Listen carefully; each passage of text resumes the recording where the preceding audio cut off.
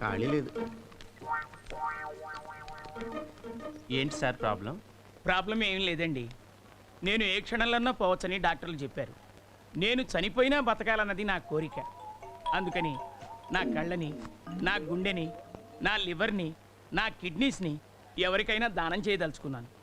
Operation మరో గంటలో చేయబోతున్నాను. ఆహా, ఎంత గొప్పోళ్ళు సార్ మీరు. దీనికి వెళ్ళాలి. సీటు దొరికింది. ఈ హాస్పిటల్లో కూర్చోడానికి సీటు దొరకట్లేదండి. కాళ్ళు పీక్కిపోతున్నాయి నాకు. ఏం మర్యాద? ఎందుకు నేను నడిచి రాగలగా? ఇలాంటి గొప్పవాళ్ళు నడవకూడదు సార్. అంటే ఏం ట్రీట్మెంట్, ఏం ట్రీట్మెంట్? Thank you sir. మా హాస్పిటల్ గురించి మీరు ఏమనుకుంటున్నారు? హాస్పిటల్ అత్తారిల్లులా ఉంది. Thank you very much. మీ కళ్ళు సార్ చాలా బాగున్నాయి. చెప్పారు.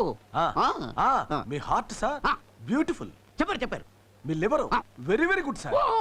ఆఖరికి మీ కిడ్నీ సార్ పర్ఫెక్ట్ కండిషన్ లో ఉన్నాయి. అబ్బా, ఎప్పుడు టెస్ట్ చేశారండి బాబు? ఇంత బాగా చెప్తున్నారు మీరు. మీరు ఎఫ్ఆర్సీఎస్ కదా? అవునండి. నేను అనుకున్నాను. సరే, మీ ఆఖరి కోరిక ఏమిటి సార్? నా ఆఖరి కోరిక ఏమిటని చెప్పండి. పైకి పోతూ నా చేతులతో ఏం తీసుకుపోగలను? ఆహా, thank you sir. Thank you. Doctors come on, let's go to the operation theatre. Operation కి రెడీ చేయండి. ఆపరేషన్ ఎవరికి? మీకే. నాకెందుకు? మీకు కూడా నాకున్న భావాలే ఉన్నందుకు నేను ఎంతో గర్వంగా ఫీల్ అవుతున్నాను. ఏంటా భావాలు? నేను నా కళ్ళని, నా గుండెని, నా లివర్ని, కిడ్నీస్ ని దానం చేయదలిచాను. మీరు కూడా వాటిని దానం చేస్తున్నందుకు నేను మిమ్మల్ని అప్రిషియేట్ చేస్తున్నాను. అప్రిషియేట్ చేయి. ఈ కేసు నీదన్నమాట. కుర్చీ ఖాళీగా దొరికింది కదా, నీ వీల్ చైర్ లో కూర్చుంటే పట్టుకొచ్చి ఇక్కడ పార్సల్ తీసేస్తారా? ఆగండి. దానం చేస్తే మీకు పోస్ట్ మార్టం ఫ్రీ. నీ పిండాకుడు ఫ్రీ. నువ్వు చేయించుకో post mortem. Post mortem free అని పార్సల్ ఇచ్చేస్తాడు.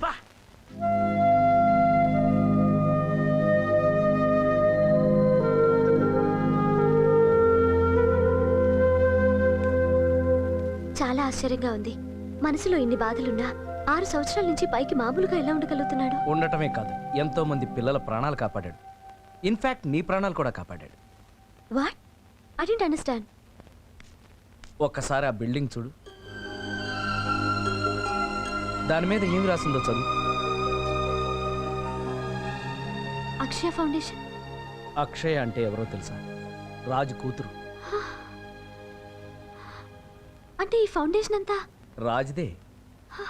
డబ్బు లేకపోవటం వల్ల తన కూతురు చనిపోయిందని, అలాంటి పరిస్థితి ఏ బిడ్డకి రాకూడదని ఆ కష్టాన్నంతా తనలోనే దిగమింగుకుని తన బిజినెస్ టాలెంట్తో ఎంతోమంది పిల్లలకు ఉపయోగపడేటట్టుగా ఈ ఫౌండేషన్ కట్టాడు. ఖరీదైన వైద్య సహాయం, పెద్ద పెద్ద డాక్టర్లు అన్నింటినీ పసివాళ్ల కోసం ఏర్పాటు చేశాడు. ఏ విధమైన ఫీజులు తీసుకోకుండా ఉచిత వైద్య సదుపాయం అందుబాటులో ఉండేటట్టుగా చేశాడు. తను ఫౌండేషన్ యజమానిగా ఎవరికీ తెలియనీక వాలంటీర్స్లో ఒకటిగా ఉంటూ వాళ్ళతో కలిసిమెలిసి సర్వీస్ చేస్తున్నాడు. పోయిన బిడ్డ జ్ఞాపకంగా ఓ గదిలో పాప రూపాన్ని పెట్టుకుని ఈ ఆసుపత్రిని ఆ పాపకి అంకితం చేశాడు.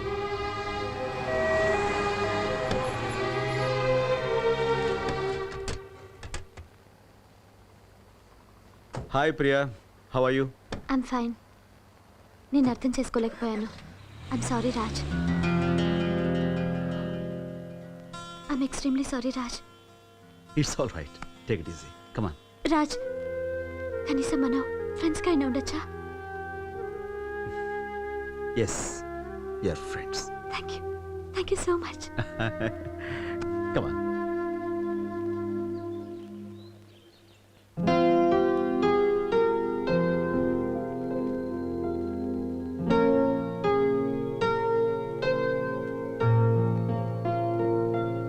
రాజ్,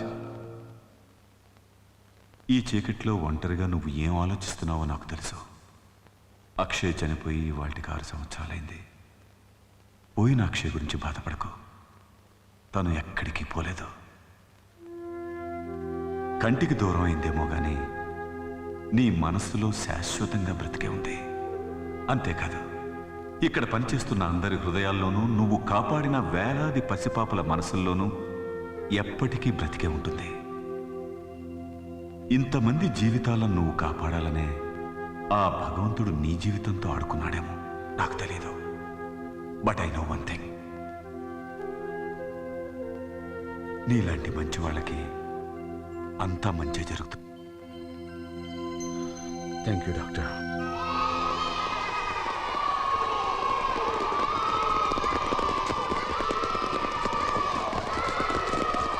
కొంచెం వెనకండి సార్. సారీ.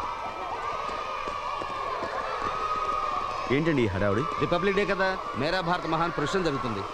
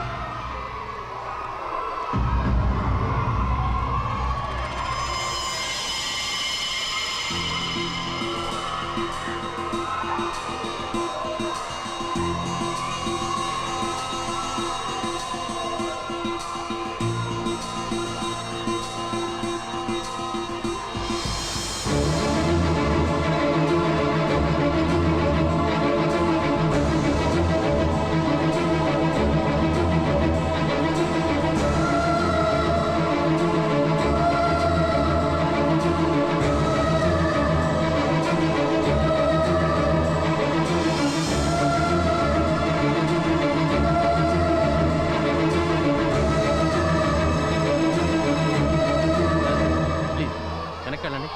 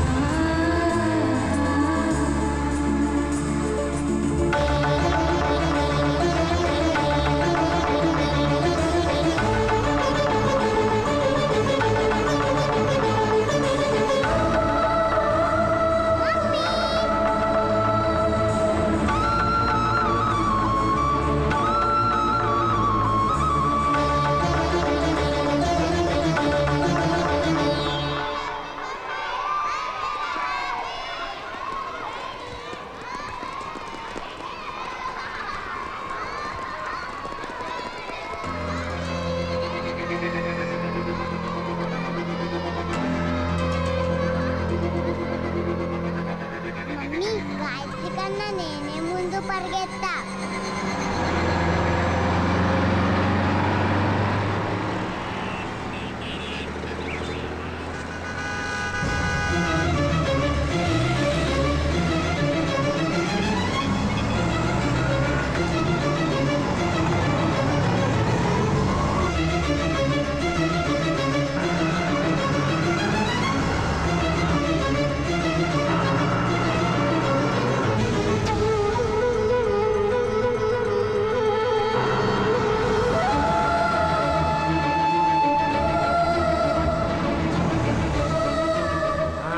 వచ్చేసారా?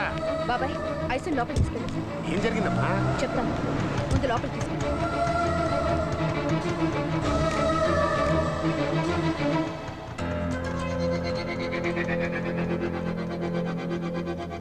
శాంతి, మన అక్షయ. అక్షయ కాదు, ఐశ్వర్య. ఐశ్వర్య? అవును, నా బిడ్డ ఐశ్వర్య.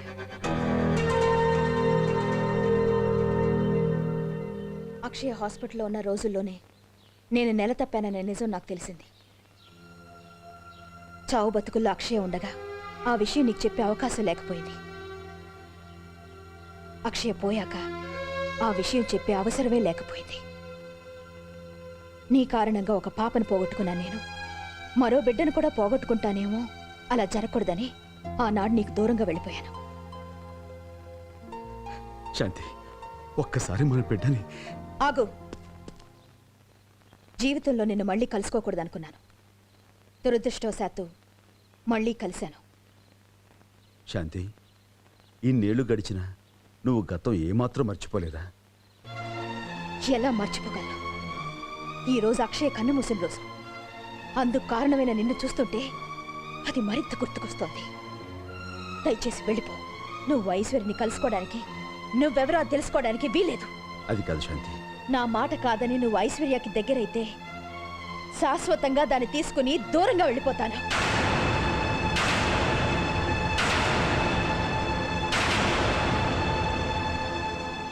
ఓకే, నేనే వెళ్ళిపోతాను. కానీ ఇప్పటికీ నువ్వేమాత్రం మారలేదు శాంతి. అనిపించింది అనేటివే తప్ప అవతల మనిషి మాటల్ని వినాలని నువ్వు అనుకోవు.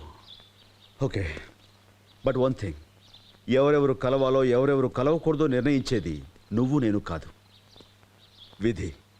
ఈవేళ నా బిడ్డని కలవాలని రాసుంది, కలిశాను. అలాగే రేపు మనం కలిసి ఉండాలని రాసుంటే ఎవరు కాదన్నా కలిసే ఉంటాం. ఇది సత్యం.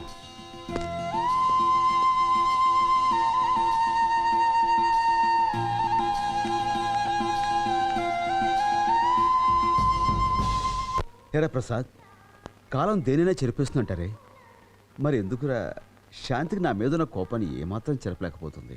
రాజా, నువ్వేం బాధపడకు. ఏదో ఒక రోజున శాంతి రియలైజ్ అవుతుంది, నీ పాప నీ దగ్గరికి వస్తుంది. నాకు ఆ నమ్మకం ఉందిరా. ఏమోరా, అప్పట్లో అక్షయ్ని ఆఖరి చూపు చూసే అవకాశం లేకుండా పోయింది. ఇప్పుడు ఐశ్వర్యం చూసిన మొదటి చూపే ఆఖరి చూపు అవుతుంది అనిపిస్తుంది. ఏంట్రా మాటలు? ఏరా ప్రసాద్, నేను తెలిసి ఎప్పుడు ఎవరికి ఏ అన్యాయం చేయలేదే, అలాంటిది నాకే ఎందుకు జరుగుతుందా ఇలా?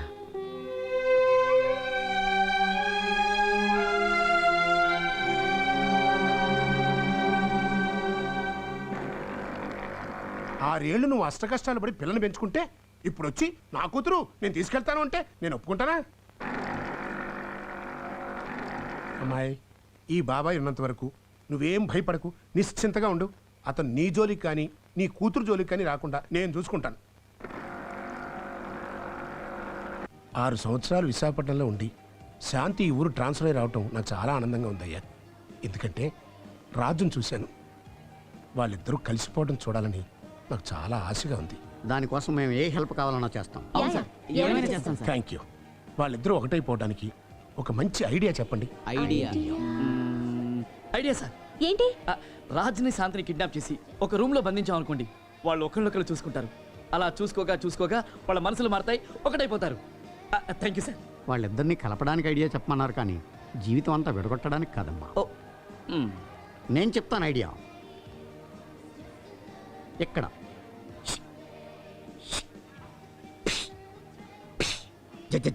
ఏంటి జడ్జలు అమెరికానా? మనకి కావాల్సిన ఉగ్రవాదం కదమ్మా, ఉపాయం. ఉపాయమేరా? ఆ. శాంతి, అబ్బా, రాజ్, అయ్యో, లవ్ డాష్. మనకంత క్లాస్ వద్దులే బాబు. జోక్స్ వద్దు. I have an idea. ఏంటి? శాంతితో ఫ్రెండ్షిప్ చేసుకొని చేసుకుని చెప్పను, చేసి చూపిస్తా. That's my daughter. Madam madam madam madam madam, madam. Excuse me madam, రాబోయే విమెన్స్ డే సందర్భంగా మా ఛానల్ కొంతమంది లేడీస్ ని 2 minutes ఇంటర్వ్యూ చేసి కొన్ని క్వశ్చన్స్ అడగాలని ప్రోగ్రామ్ ఫిక్స్ చేసాం.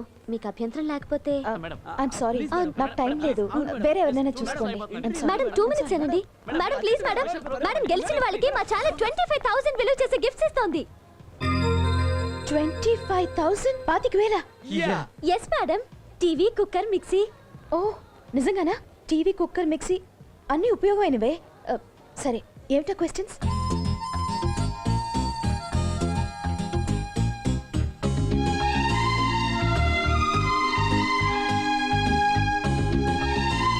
మేడం మీ పేరు అడ్రస్ చెప్తే ప్రైజెస్ మీ ఇంటికి తీసుకొచ్చిస్తాం. శాంతి.